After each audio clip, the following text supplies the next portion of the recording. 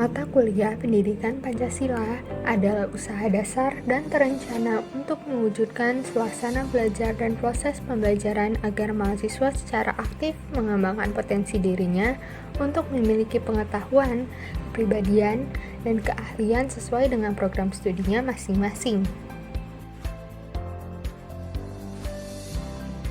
Nilai-nilai Pancasila sebagai pandangan hidup bangsa sudah terwujud dalam kehidupan bermasyarakat sejak sebelum Pancasila sebagai dasar negara dirumuskan dalam suatu sistem nilai. Sejak zaman dahulu, wilayah-wilayah di Nusantara ini mempunyai beberapa nilai yang dipegang teguh oleh masyarakat. Sebagai contoh, percaya kepada Tuhan dan toleran, gotong royong, musyawarah, solidaritas atau kesetakawanan sosial, dan sebagainya.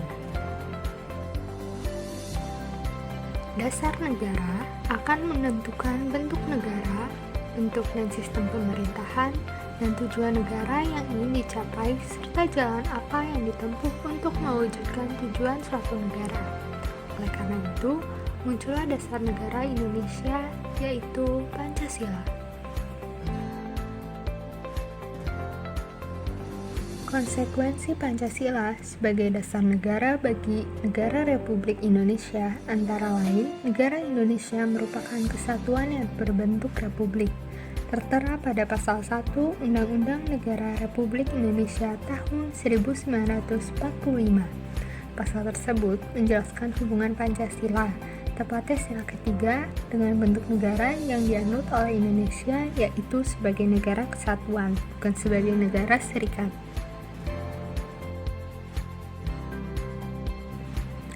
Dengan peraturan yang berdasarkan nilai-nilai Pancasila, maka perasaan adil dan tidak adil dapat diminimalkan. Hal tersebut dikarenakan Pancasila sebagai dasar negara menaungi dan memberikan gambaran yang jelas tentang peraturan tersebut berlaku untuk semua tanpa ada perlakuan diskriminatif bagi siapapun. Oleh karena itu, Pancasila memberikan arahan tentang hukum harus menciptakan keadaan negara yang lebih baik dengan berlandaskan pada nilai-nilai ketuhanan, kemanusiaan, persatuan, kerakyatan, dan keadilan. Pancasila sebagai ideologi, selain menghadapi tantangan dari ideologi-ideologi besar dunia, juga menghadapi tantangan dari sikap dan perilaku kehidupan yang menyimpang dari norma-norma masyarakat umum. Oleh karena itu, ideologi Pancasila dijabarkan ke dalam berbagai peraturan perundang-undangan.